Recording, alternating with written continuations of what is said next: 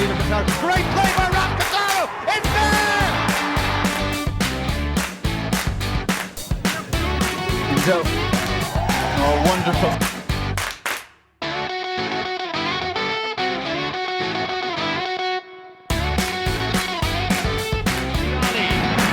North, Elding, 3-2. Here's the FAI Cup. It's with Gavin Dykes. It's been won by Sligo Rovers.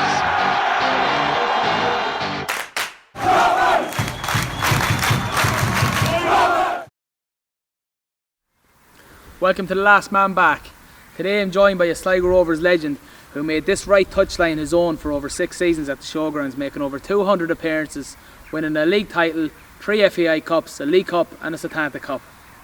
Any idea who it is?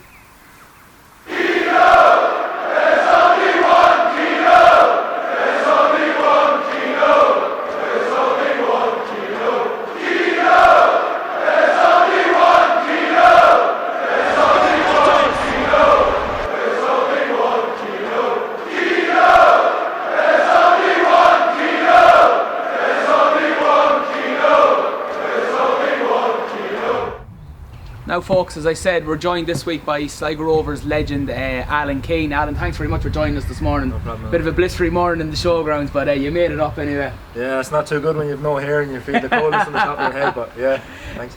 You're a Sligo Rovers legend, I think that's fair to say, but you're a Galway man originally. Yeah. What part of Galway did you hail from? Out the sticks. Out in the sticks? Yeah, out near Abennockmoy it's called. So was it a hurl that was in the hand first, or was it a... It was a hurling, then a Gaelic ball, and then soccer was my third sport. Yeah. Okay. So, Abennockmoy, it's between Athenry and Tuam, so okay. it's a proper hurling and Gaelic town, yeah. And okay. then St Bernard's was the local soccer team. So. And how did you make the transition into, was it just playing a bit of Galway League and... Yeah, it was, I suppose, I played Gaelic and hurling all the way up, and it was just, I never even thought I was good at soccer, you know, and you just, I suppose we're playing games and you get selected for the Galway schoolboy teams, and then you go from there. And then I suppose 2015 I left my local club to go to Merview because we were only getting 9 players turning up again, so we had a small little group of lads, and I went to Merview, and it wasn't the best year. It was hard to move a country lad moving into the city to play. Like, I was like a fish out of water, like, you know, boys talking about stuff that I never even heard of, like, pure innocent me, like. But the boys, then I was going to go back, and I just said, look, I'm going to go back and play Gaelic, and whatever way I got a call to go in for Galway United trials, and it was Donald Reardon was over at the time, and had a horrendous trial, absolutely horrendous trial for the under-16s, and whatever way, one of the lads, I think it was Dave O'Connell, he recognised me coming up through the years, and he said, listen, you're poor today, but look, we'll keep you for again. I got offered a contract, but I was told it was only going to be on the bench, that it was under 16 at the time, and I stuck with it. And I said, I can remember coming out the car to my dad and saying, look, I'm finished now, I'm going back playing Gaelic. He said, no, try it. And luckily enough, one of the lads, well, unfortunately for him, one of the lads got injured 2 weeks before in the 60th season. I ended up playing the whole year then. And then Galway United had financial problems, as they always kind of did. Yeah. So I went back to Merview again, where most of the staff kind of moved back and played under 21. It was under 21 league that time. It was very, very good. We ended up getting to the final that year. I think it all went off from there. Then, like, you know. So it was 2005, 2008 you kind of made your main breakthrough with Galway, and were you in the Premier Division, or was it the First Division, or was it an up and down thing? It was the First Division. Okay. And did that stand to you, having that kind of physicality in the First Division? Yeah, it definitely did. I think it's a great base for any young lad coming through. It's hard to jump into the Premier Division because it's a big step. Like, and I made my breakthrough. I made my first game against Kilkenny, and it just, I suppose, it helped me massively there, like, you know, because at Galway I had a lot of ups and downs. I only played 50 odd games for Galway, like, so definitely we played the First Division, and it was the time Shams were in the First Division as well, so it was really competitive. Shams, Dundalk, ourselves, who else was in it? That was the First Division. First Division. Jeez, some flip. Yeah, Kilkenny City, Dublin City. There was a good few good clubs, like Longford Town, Finn Harps. It was a really competitive. Yeah. So that year we finished. It was 2005, was it? 2006. Shams won the league that year, but we got promoted. Dundalk were finished second, and it was the whole thing with, we were off the pitch. We were very good. Nick Gleeson was in over us. Okay. So it was the time that Maxie, that fella from Dundalk, went into the FAI with the picture. Right. Okay. So they should have got up, like, you know, and we finished third. That was only top two, but they got demoted and we got promoted because our off the field stuff was better than theirs. Okay. So then we were promoted to the Premier Division the following year, like, so. Yeah, it was kind of a mad year that year because I broke my leg towards the end of the year, and I was in front of the Shams fans, you know. So I think that's where it all came. That's where it all started. The love affair. The love affair with Shams, yeah. But yeah, it was definitely as a young lad growing up. I got, you know, first division football. You're welcomed in straight away, but you get away with making mistakes. Okay. You could make the odd mistake and still get away. Not saying that the players weren't quality or anything, but it wasn't the standard. And the year after we got promoted, you could see the standard of you get punished. You know, you were playing against the likes of Jason Byrne at the time, Glenn Crowe, you know, all these top lads, and testing you.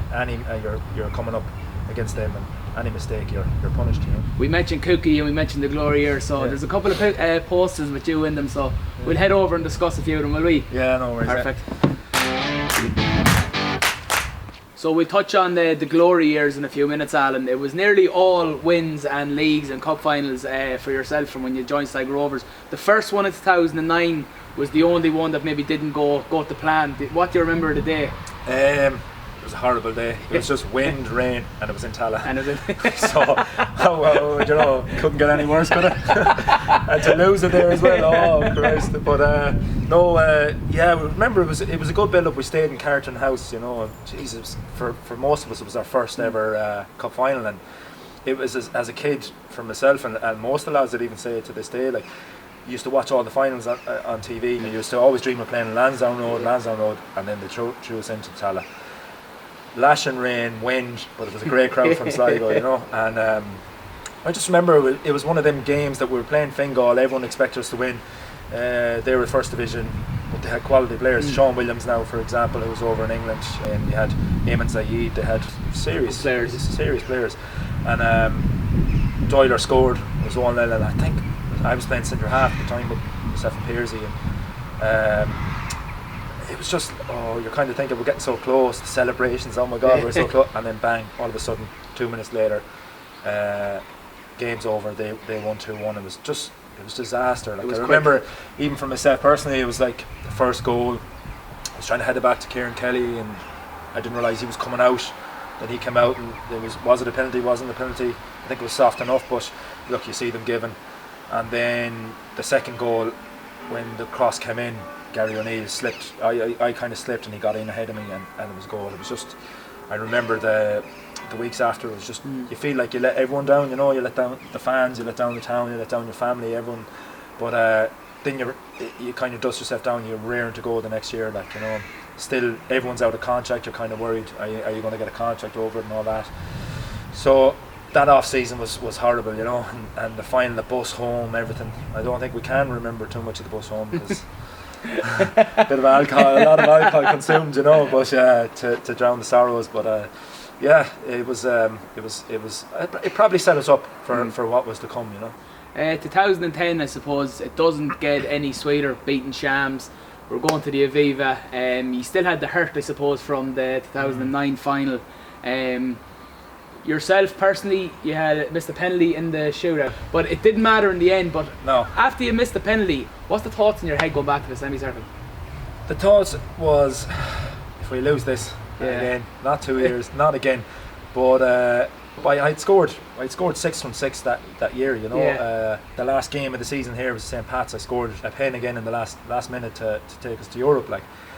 And I changed my mind going up, you know. I was knackered after the game, you know, and I was going up, and I planned to put it to the keeper's left, and I was like, all right. But then as I went back, I said, you know, I'm just going to go for power here, and it was perfect height and all. And he was great save by Alan Manus. Brilliant save. Best save. But yeah, and then like I remember walking back, and I was just looked at the lads and was like, please do this, like. And then Kieran Kelly just, you know, I remember going up afterwards, I remember grabbing Kieran Kelly. It was like, you know, it was out of delight, like, you know, it was just, out of relief as well, like to say thank God that this happened, because it was just I couldn't go through it again the second year, you know, and especially when you played your part of maybe missing a penalty and stuff, like, and it was just one of them weird penalty shootouts where it'll always live long for various reasons, you know. Shams missing all the penalties and Kieran Kelly. Yeah, so it was some buzz. Before we move on to the Shells game, what influence or what impact did the man behind me have on the dressing room when he came in? Joey, yeah. So it was funny. Like, I'll always remember the first day Joey turned up here. We decent enough start to the season. Well, it was up and down kind of.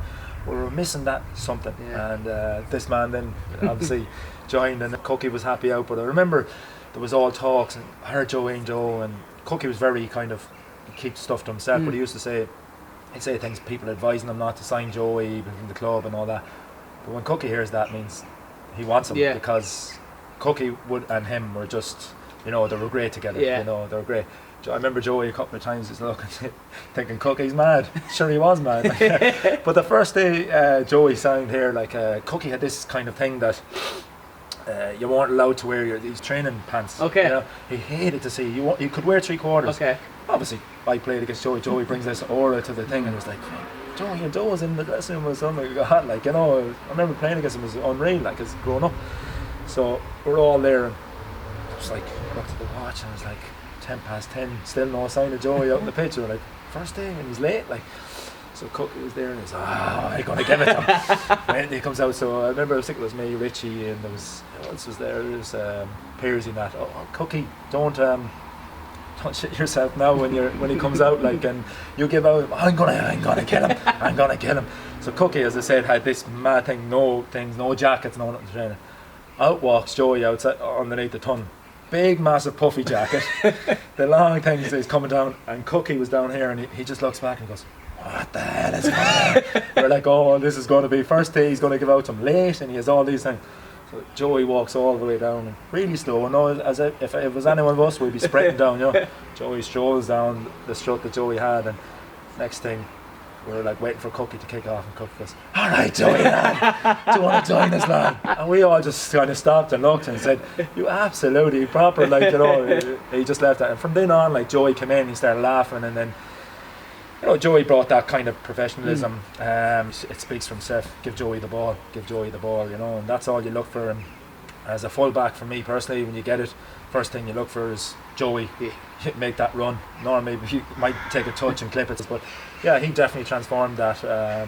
He brought the level up. We were good, but it was like him and Cookie kind of made us believe that, right, actually we can do something special here. Like. Yeah, and Joey used to dictate the tempo of the game. Like, you know, you go, if Joey was clever in that way, and probably a step above anyone else, that if the game's going against us, he'd give him the ball and it was just slow. Whereas if we're on top, he'd get the ball and he'd be giving it, like, so he'd always dictate the tempo, and it'd all rub off on us. You know, I remember every time he'd get a throw in, "Hey, throw me the ball, throw me the ball." Did he always want it? Always wanted it, and I was like, there's 3 lads around here, like, I'm not giving it to you. But you throw it to him, and you'd think, oh, he's giving it back to me, and these 3 lads running. But he'd do some sort of flick, and he was just, see you later, send the boys for a taxi, you know. Sure, the flick against UCD here as well, and Med Soccer AM and all that. But Joey, even in the dressing room, he was good crack. He was quiet, he was professional. People used to see him coming out late for games and all that kind of stuff, but they didn't see what he was doing in the dressing room for. So, especially for an old man, and he doesn't mind me saying this, an old man, I used to always say he had to oil them bones. And I remember Joey used to always come out, used to have a good crack at Joey, like I said, "Geez, Joey, you must be about 46 now." But he was I'd say he could still play, Joey. He'd still do the job, you know. So moving on, we were back up to the Aviva again, the Shells final. Take me back to that, and what do you remember of that game? Yeah, the Shells final was kind of, it was one of them again. We were going in as favourites. Again, they had a serious side, like they were a first division side. We were taking them on the Aviva, but we had the experience, you know. And all I remember is we going out, we were confident enough, but we weren't too confident. You know, they had Andy Boyle, they had Philly Hughes was with them. He scored actually. They had a good few of the Fingal lads. I remember I think it was 20 minutes in, we went to goal behind. Philly Hughes scored. We weren't playing well. It was just one of them games. I think Joey missed out in that year as well. Joey missed out through injury, and we were kind of looking. We're like, Jesus, where's this going? And then the young lad, Barry Clancy, got sent off. he made a run, and I thought it was a penalty when the referee blew the whistle. Yeah. Rustler kind of was running side by side, but the whistle went, and I was like, oh no, we're 2-0 down here. Then I seen the red card coming out. It was his second yellow, like, and he was sent off after 35 minutes. I remember going in at half time, we thought, geez, this is our chance now, but they just sat and they defended really, really well. And I think we really struggled with the game, and then we got a lucky goal. Well, Davo claims it was a wonder strike. He would. It was a cross, and he's claiming it. I don't know how he can claim the goal. It was an OG by the keeper, like. But definitely we got lucky that game, and when again the penalties again, it's a lottery, you know. Yeah. And all I remember from myself personally was walking up, same bloody goal, same crowd behind the goal, and I'm like, but I knew I wasn't going to miss that year because I had it in my head exactly where I was going to go, like, you know, and I didn't change. And yeah, it was another long week for the liver, you know. Was it the fact that I suppose we were all guilty of it? We probably expected to go up to the Aviva that day and just not walk it, but we as fans probably expected that we were coming home as winners. Was there any complacency with the players going into the game, or did you know that there was more pressure on you because Shells were the underdogs? Or no, we definitely didn't take any complacency, but it's hard with the favourites tag, you know. You kind of, there's pressures on everyone, all the papers, all the build up through the week. Oh, easy win for Sligo, easy win for Rovers, you know. So Cookie was very good though in the dressing room, like, you know. We'd be playing head tennis, you know, in the dressing room. Here coming up the big massive final, and you'd be playing a game of head tennis in the dressing room. Lads just do their own thing, and I think Cookie was very good like that. He knew when there was tension between the tension up, lads, you know, be nervous and all that kind of stuff, and he'd come in and he'd know when to go. And I remember that at half time at that Shelburne game, he did give us a bit of a rocket, you know, and we needed it, like. But yeah, I suppose we kind of were really confident because we had been there, done that, and on the pitch we were still going, keep ticking away, and we'll get something. And when you have the players that we had, you always knew we kind of nicked something. But again, as I said, when it went to penalties, it was a lottery, and thankfully again we had planned it that year that Kieran Kelly would come on, and I think Brendan Clark wasn't too happy at that time, but when it was kind of a psychological thing as well for Shelburne. You know, you see Kieran Kelly coming on, you go, oh Jesus, this fella, 4 saves the year before, like, again he saved what, was it 2 penalties? Everyone, we were fairly good at penalties that year, everyone put them away, you know. So. And that was the year Raf came back, wasn't it? Because I often say to Raf, he's blessed he came back, because obviously he had the year at Bowes, and having spent so long at Sligo Rovers, if he was to miss out on the years that came after that, so he said he smelled something in the air, so it was time to come back, and what a way to announce it, like. Yeah, it was unbelievable. I think Raf had a 2-year contract at Bowes, and he came back, and it was delighted that he scored obviously the winning penalty at hometown, local lads, so it was in front of the home fans, so what more could you ask for, you know. So yeah, so I think it's time we move on to the big one. Not that the FAI Cup weren't a big one, but we had a league to go and win then, so we'll pop down here and we chat about it.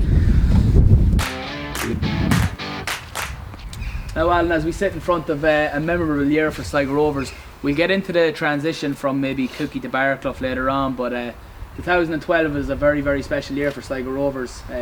How do you remember it yourself?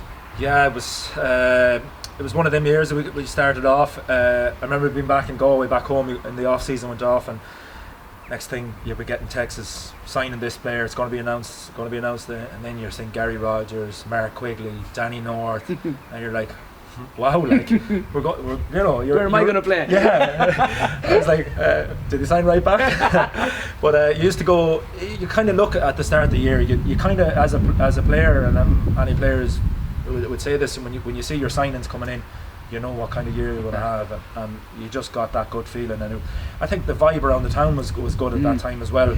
Danny North was on fire the year before against Pat, scored 2 wonder goals, and you Quigley, who was always known as one of the best players in the league, and then Gary Rogers, one of the best keepers. They're signing here, and you just knew. And then you had Cookie. It was kind of a bit messy with Cookie leaving, and then Barraclough coming in.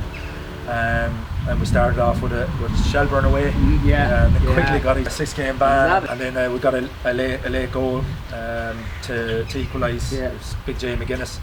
In the second game here was UCD. I got sent off for about 10 minutes. So Barraclough must have been thinking, what was he after doing? Like Quigley and then me, and then Jason McGuinness popped up the last minute winner against UCD. So I think from there we only lost one game all the way through till we officially won the league, and we lost the last two then for other reasons. Yeah. you know. I heard recently, I was listening to Mark Quigley speak, and he openly said that at the start of the season, he really, after he signed, he didn't want to be here. He wasn't getting into the team, and there's a few things happened. I think there was a couple of goals against Cork, and there was particularly a goal against Derry that kept him, and he turned out to be, towards the back end of that season, in a lot of the games, the difference.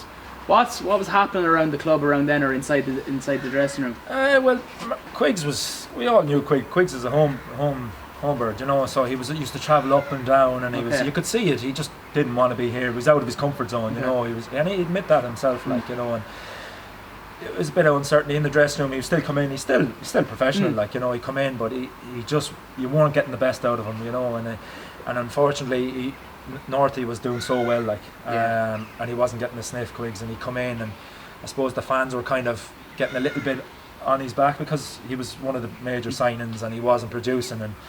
And I think, as you mentioned there, he turned it around.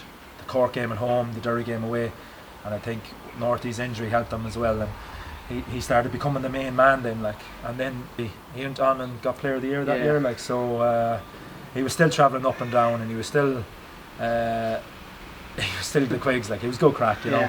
And then we, of course, when things were going well, we had the odd nights out and he'd stay down, and he was happy off the pitch then as well, you know. And in fairness, a fella coming from the middle of Dublin, to be put into Riverstown, come on, like, it's a bit of a difference. Come on, you're going from Riverstown. Well, Joey came, and Joey stayed in Riverstown. Well, Joey, but Joey's different, you know. There was a lot in Riverstown at the time, wasn't there? There is, like, and I only came from Galway. I was put in Riverstown, and I was like, I can't do this. Standing in the edge of the window trying to get signal and moving it up and down. I was like, no, I'm not having this here. I'm gone from Galway to Sligo, never mind from the city of Dublin, like. So yeah, but Quiggs was a quality player, like, and any league winning team you look at, you need that player to produce it at that last minute wonder strike or something. Quiggs was one of them. You'd always look for him, you know. I remember getting the sense going into that season that it was building for Rovers. We were getting so close. We'd won the FAI Cups, and it was just building. And was there the same feeling inside the dressing room that the league is the one we need now to cement ourselves as? Yeah, it definitely was. We got knocked out here by Monaghan in the FAI Cup, and it was just like, you know, it was weird to say, like, you know, we weren't disappointed, but we're like, look, that's out of the way now, concentrate in the league. But we had that mentality that year of the league that we weren't going to get beat. Like, we just, every game we went out to, we just knew we weren't going to get beat, but we wanted that league, because whatever the cup is a massive day, and it's, to be honest with you, any team could nick a couple of rounds and get into the cup final, and it's a lottery then once you get into the cup final. But the league is you're the best team because you've played every team in the league, you've beaten them and you've won the league. And that year everyone craved that league, and we did. We went on, and I think we were impressive enough that year to go on and win it, like. And as I said, the only defeat was to UCD away, and it happened to be the week after we lost the Monaghan in the cup, and then it was all over that we were going to get the downfall is coming now. But we didn't. We kept it going. So if we fast forward to that brilliant day here against Pats, were you nervous before the game, or was it? Did you know it was going to happen? The build-up, it was nerves because all the scenarios are thrown in. If Pats beat us, it's back to you know, and if this and if that. But we just had the job to do, like, you know. And for me personally, I got injured 3 weeks previous. I broke my metatarsal, so I was helpless. I was in the stand, but I was as nervous as hell, like. And you probably wouldn't be as nervous playing the game, that kind of way, but I was nervous knowing that you couldn't do anything. The crowd, everything, it was made for it. And I remember speaking to Stephen Kenny at half time. We're 2-0 up, Raf's 2 goals, and Stephen Kenny was congratulating, well done, he says you deserve to win the league. And I just remember saying, Steve, it's not over yet. And then the second half turned out, and I was like, oh no, like, you know, because we had 2 hard games to come after that. We had Drogheda, who were second, and we had Shams last game of the season, and then the penalty, Quiggs, like, just phenomenal. Like, it was unreal, the feeling of just, we've got over the line, you know, and it was just amazing.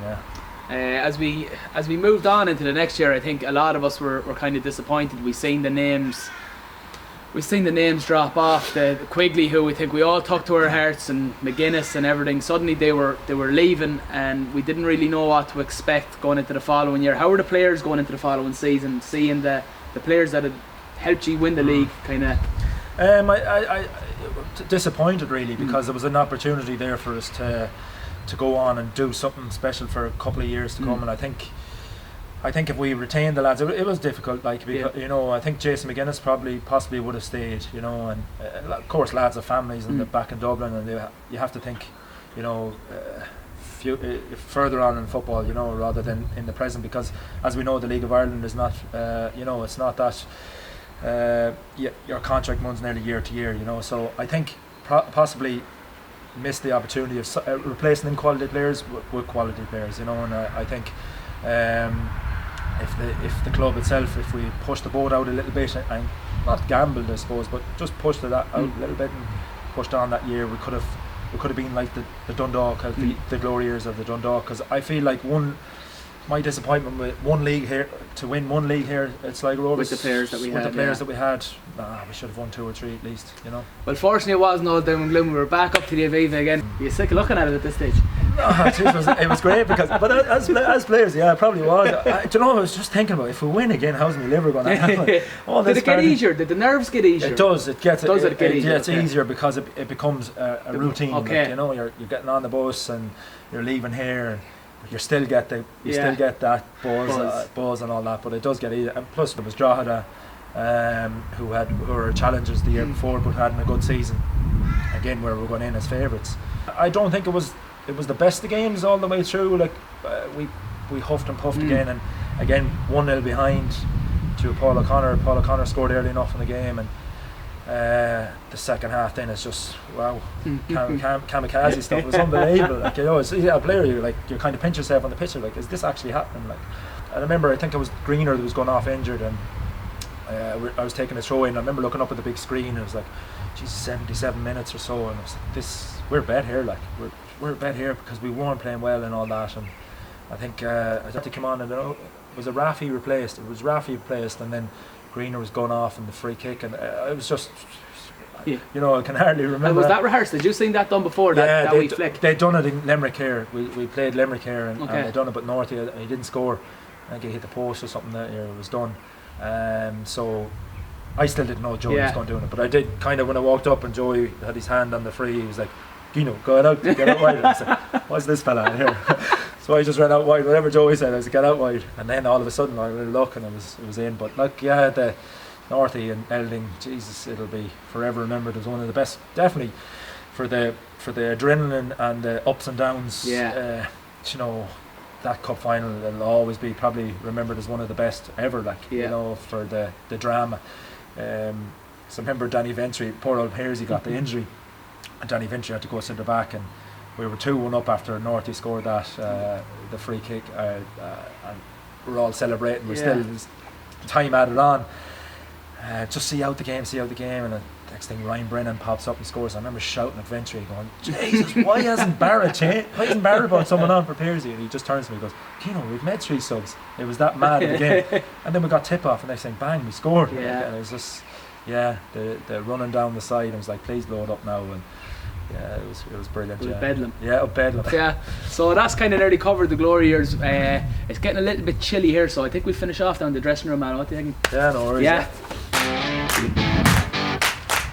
Now, Alan, you're back in a place where you've sat many's a time before, the home dressing room and the showgrounds. What's the buzz like sitting in here when it's, you know, it's packed out there and you're getting ready to hit that tunnel? Yeah, it's brilliant because you can hear the people filling in the seats, and you hear the crowd walking by, and it's just, we'll have the music on, and it's just the buzz and the big games, and the nerves are starting to then start to kick in. You know, you try to be relaxed when you come in first, but you'll have, I suppose myself and a few others would always trying to break the bit of tension, and we'd have a bit of crack. But like here on the cookie, I used to sit over there. Cookie, you'd take your gear bags, a couple of lads' gear bags, and we'd be playing head tennis here for a fiver, you know, with Baco or someone, you know. And it was just a laugh, and then when it got serious, you know. So we used to always turn up about an hour 15, an hour 20 before games, you know. So I suppose you mentioned Cookie. He's probably one of the most loved men I think that ever came to Sligo. He signed you. He brought you here. What did he bring to the dressing room, and what sort of manager was he? His man management was brilliant. Like, you know, I came from Galway. I wouldn't have said I was a good player. I was just an average player, but he made you feel like you were. He made you feel 10 foot tall. And I remember a couple of times he'd come in, he'd pull you aside for chat. He used to pull lads aside. He goes, "You're my best defender." I'm sure you'd be telling that to Beers, you'd be telling that to to McGuinness and all these, So it was just his way about him. He's like, "You're going to be the best player in the league, best right back in the league. You're going to be this." And he used to go out and there was times when you might have a little niggle of an injury, and you'd be mad to train. "You're not training. Get out and get yourself a jacuzzi." Like, we're out there this morning, there's a bit of rain, like, and if we were training, there's no chance we'd be out training in that rain. What do you do instead?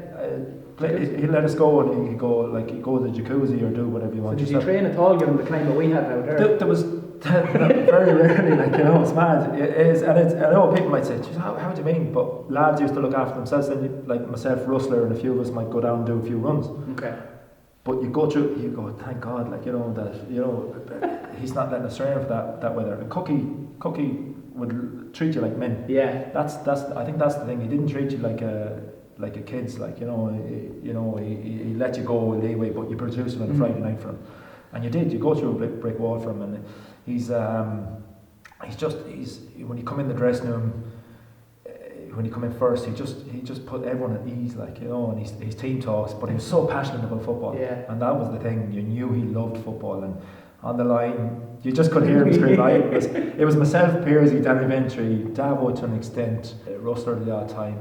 He'd come in at half time, we could be winning 2-0, and he'd be screaming, he'd be pulling these trousers, and he'd be, and he'd be looking at me like, "Hang on a minute, like, not the joy.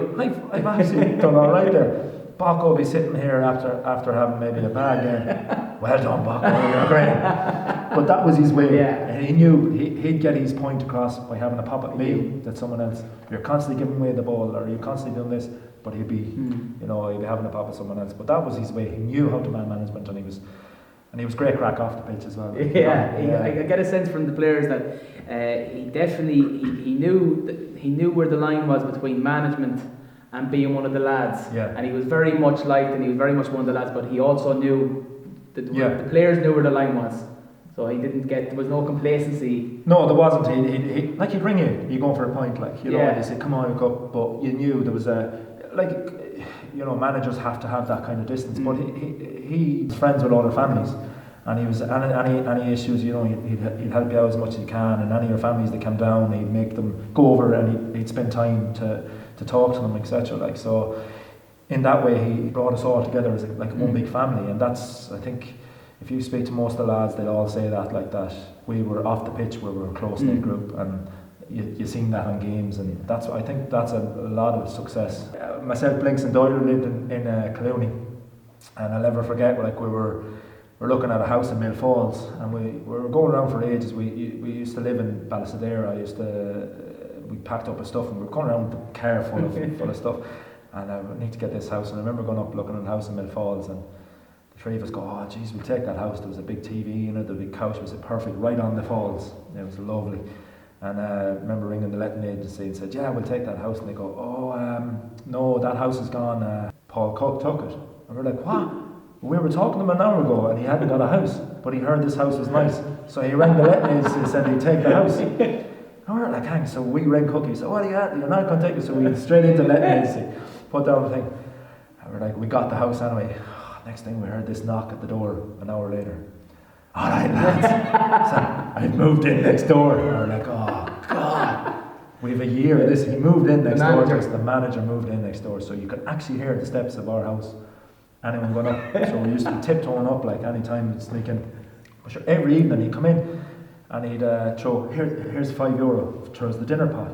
And he used to come in with had the dinner. Self or Doyle would cook. We'd take turns cooking, and then he'd come, say, "What time's dinner?" He'd come in here training, be around for dinner, and he'd be telling us what to cook. "Oh, beef's dragging off tonight, "Oh, I wouldn't mind a bit of steak." And he'd throw a tenner for a steak, so he was that.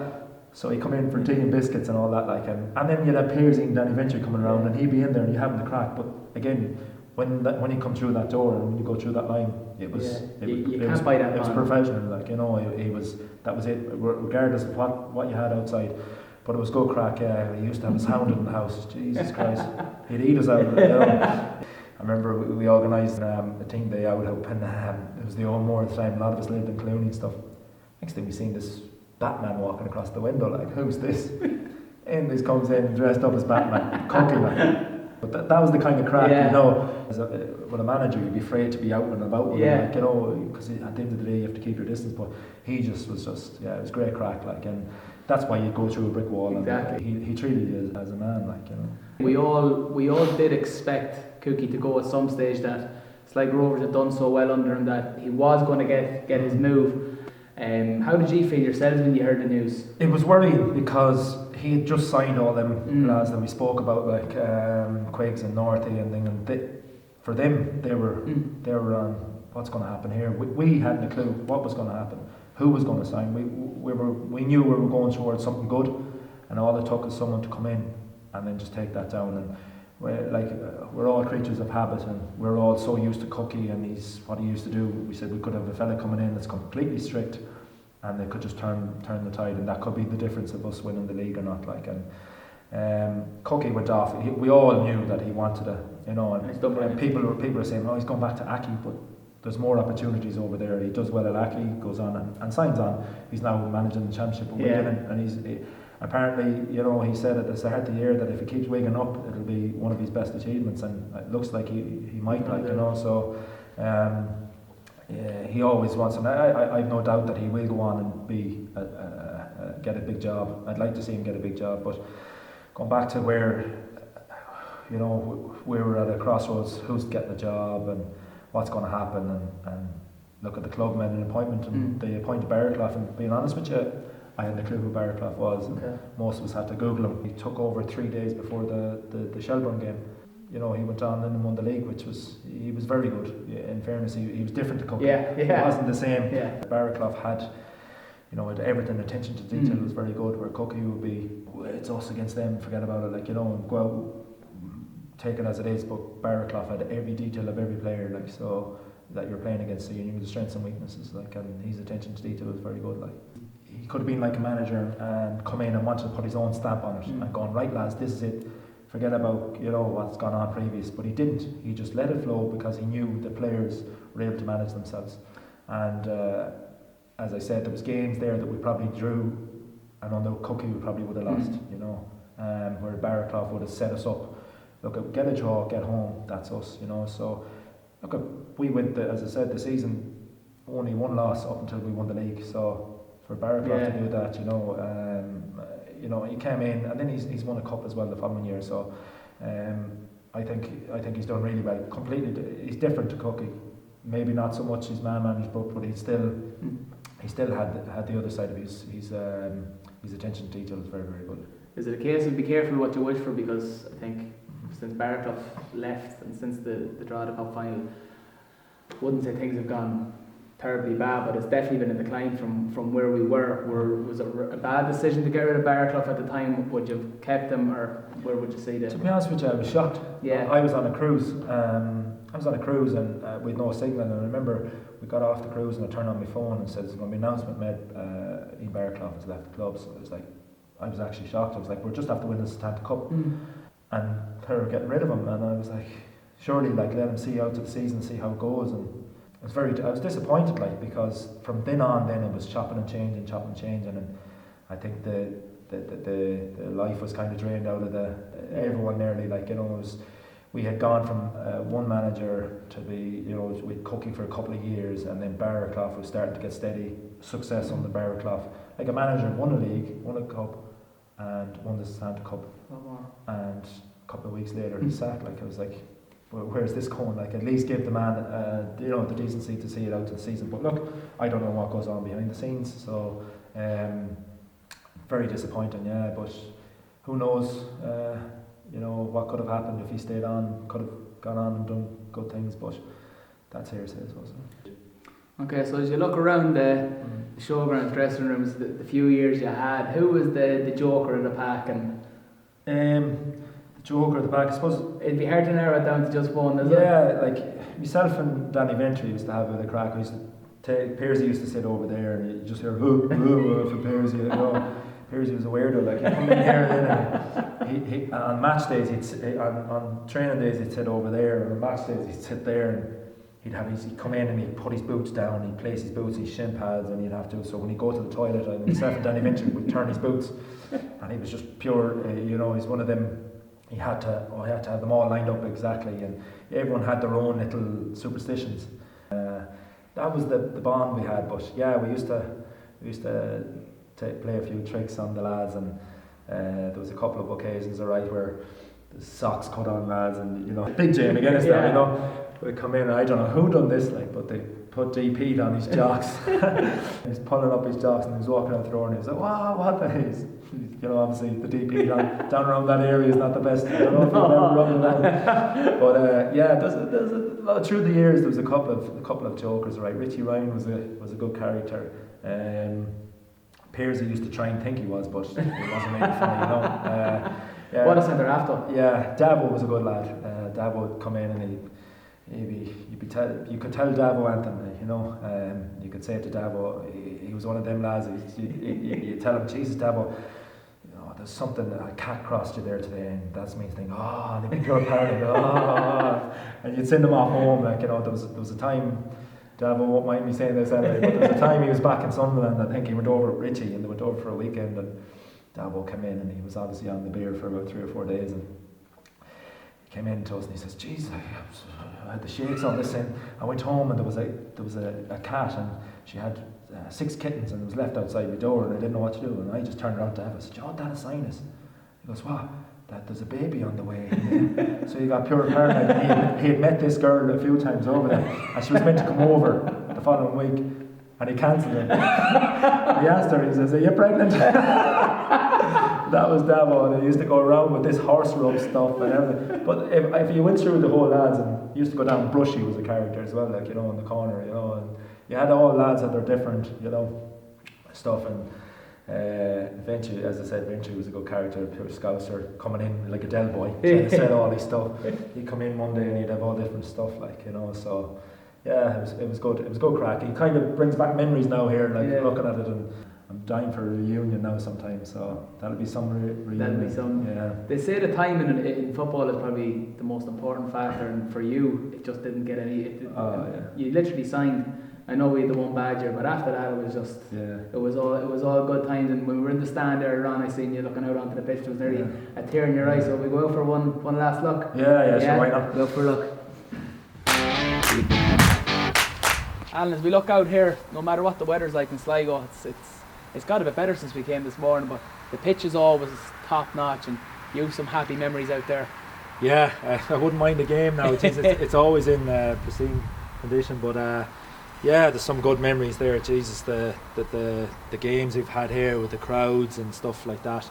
I know people say about the league with the crowd, but my favourite game that I felt like everything went right for me would have been the League Cup final against Monaghan. That game stands out so much to me because everything I'd done that day seemed to work out, like, and winning my first ever senior cup, like, it was a massive day, like, and that definitely stands out. Apart, I suppose, the goal against Banga as well here, being captain on the day, and then winning our first kind of game in Europe, where it was always a tag, we're going to win a game in Europe, we're going to get through a round in Europe, and scoring that here in front of the railway end was another good memory, you know. Is there anything quite like it? Is there any other feeling in life that really compares to walking out, maybe not the Showgrounds, but even the Aviva, that, you know, walking out in front of a full stadium for a game of football? It's hard to describe. You're in the dressing room, you're getting ready, but then when you get out onto that tunnel and you hear the crowd, and then you hear the Johnny Tada thing, and then you know this is getting real here, like, and it's just, you look out and you just see a red and white, like, and you start getting butterflies, like, it is so hard. That's the part I really miss, like, I missed that buzz and going out on the pitch, and I don't miss it so much now because they're not doing so well, like, you know, you kind of get away from all that, you know, stuff, but yeah, I do miss the buzz and coming in afterwards after winning a game or something, and, you know, it's just Yeah, it does. It does bring back good memories, and you kind of look to yourself and you go, Jesus, I'll never play there again. Yeah. You know, so it is sad in a way, you know. But look, you look back and you say, I'm glad I've left memories out in that pitch, you know. And certainly we spoke about timing in the dressing room. I think Sligo people, it's a brilliant place to play your football when you're liked, and I think definitely Sligo people took you into their hearts when you came. Like you're a legend around here, and you're if anyone asks where you're from, I think most people think you're from Sligo. I think you're an adopted Sligo man at this stage. Your time in Sligo came to an end. The one league title wasn't enough for you, so you headed off up to Dundalk, and you took another one before retirement. How did that come about? It was weird. Like I retired in February 2016. As I spoke to you, I had another year in my contract. Things behind the scenes didn't really suit me, and I knew that if I signed, I'd be just one of them lads coming towards the end of their career and just not being happy, because I just knew it wasn't going to be a good season, and I didn't want to be a part of it because things didn't really match to what I wanted. So I decided to retire in February 2016, and I was enjoying my time off. I was doing a bit of radio and stuff, and played a bit of Gaelic with St. John's. And I was happy out. And I remember meeting Stephen Kinney here one game up there with the team coffees, and he says, "How you just come over to speak to me?" He said, "How you feeling and how's things?" And I said, "Grand." I said, "How's retirement?" I said, "Oh, great." I said, "I'm feeling fresh, and rested." And he goes, "Oh, keep yourself fit. You never know." Like, and this was around April or so, and grand. And then it was around June, July. I got phone rang. I remember the young fella Dawson was on my lap. He was only a year and a bit old, like, and Stephen Kenny ringing me. I answered the phone. He was on his way out to Legia to watch Legia Warsaw play, because they had just beaten Bate. And he rang me up asking about Sander Puri at the time. He said, "What's Sander like? What's Sander Puri like?" And I said, "Oh, he's a good pro, like, and all that." And then Stephen goes, "Well, what about you? Like, what are you doing with yourself?" I said, "No, playing Gaelic away, happy days." And he says, "We're playing Everton Monday night up in Dundalk in a friendly. Will you pop up?" He says, "I'd be interested in signing you." I was like, this is what's going on here. Like, they're just after qualifying for the Europa League. Like, so I said, "Yeah, I don't know, Stephen." I said, "I haven't kicked a ball since last October. My last game here was against Limerick." So he turned around and he says, "Yeah, pop up and see." So I went up, then drove up to Dundalk and played the full 90 minutes against Everton. And he popped me into the office afterwards, and he just says, "What did you do retiring?" And I said, "I must have done all right." So yeah, we were chatting away for about an hour or so, and we're back and forth in for a couple of weeks, and got a deal sorted, and yeah, it went on then and won the league. It was, and I suppose I got to go to the Europa Leagues and play. I was on the bench for 5 of them Europa Leagues. It's in at St. Petersburg, Altmaier, and Maccabi Tel Aviv. So it's one of they're so humble. All they've achieved, all they've done, they're so grounded, like, and such pros. And that's what kind of, when I was up there, I was looking, I was like, oh, if only we just kept this up, You get a couple of another. Yeah, you would have got a couple of others. But look, I was pinching myself again, signing for the league, going for another league title, and then for Stephen Kenny to throw me in that big game against Cork. Cork were 1 point ahead of us, with the game in hand, and next thing on the day before the game, you're starting right back. She's live on TV on a Tuesday night, and all that was going through my head is, if I mess up here, Dundalk lose the league, it'd be my fault, I was like, but it turned out well. I ended up missed the 5 or 6 games the run into the season here. Little did I know, 4 years later I'd be playing the last 6 games for Dundalk to win the league title, and be part of that success, and to be part of the history of that year. It's I suppose I probably don't realise it as much yet. Maybe in years to come I'll probably be, say it was probably a massive time in my life. The future for Alan Keane, a lot of people go down the coaching route and the media route. I know you've done a bit of radio, but you're now a member of the fire service in Sligo. What brought that decision? I always looked out. Always wanted. I always looked outside of football when my career finished, and I'd say when I was at Galway, Billy Cleary would have been played centre back with him. He was in the fire service in Galway, And I remember him up training a few times, and he'd have to leg it off. He was On retained. call. Yeah, he was on call. I remember asking him one day, I said, "What's that?" And he was saying, "Oh," and I said, "Geez, yeah, I'd like that kind of that." It's mad. I'm a kind of an adrenaline junkie, adrenaline, yeah. so I get that buzz now that I used to kind of get for the football when the bleeper goes. I get that. So I applied for it in 2015, and I didn't get in. So I applied for it again when it was coming up. So I kind of had that in waiting to go. Okay. And when Stephen Kenny offered me a new contract with Dundalk in the January, I had to tell him, look, I'm waiting on the fire service to come in, and I thought that would hinder me if I signed. So I didn't, and then I got in, and look, I'm there now, 3 years, and it's different to the football. Yeah. It's a different kind of a game, So yeah, I kind of have to be a little bit more mature and a bit more how would I say? You're going from entertaining people to kind of saving people. So look, I love it. We've a good bunch, a good crew over there. Yeah, good lads. There was some good lads over there, and enjoying it.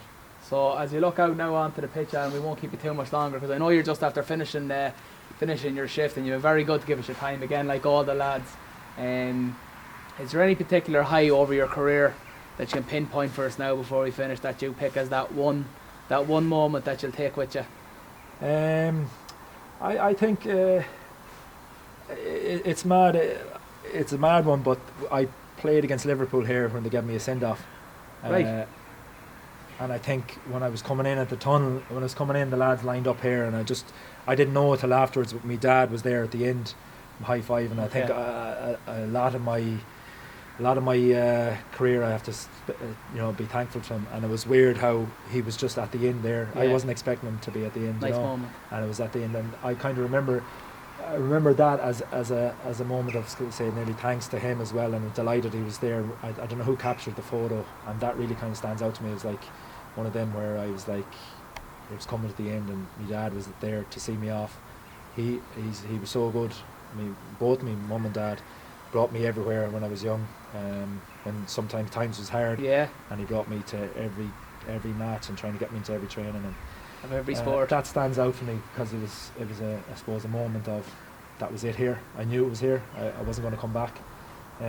Apart from that, I have so many other memories, like happy memories of scoring, I suppose, the goal against Pats to get us to Europe in 2010, making my debut in 2009. It was against Cork City.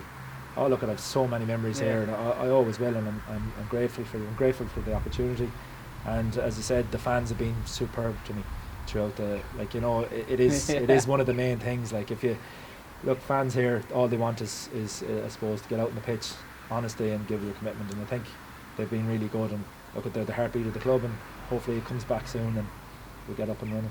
Well, I think no one can doubt your commitment to Sligo Rovers over the years. I thank you very much for giving up your time this morning, and I really appreciate it. Thanks for all the good times and all the good memories. Well folks, thanks for watching another episode of The Last Man Back. Thanks to this week's guest, Alan Keane, Sligo Rovers legend. Some great stories in there, always great chats when I bump into Alan. As always, none of these episodes would have been possible without the backing of our sponsors. Today's episode was sponsored by Flipside. So thanks to Paul and all the gang down at Flipside, and make sure to pop in there for a burger. I definitely going to be popping in for a burger, and we'll see you again soon. Cheers.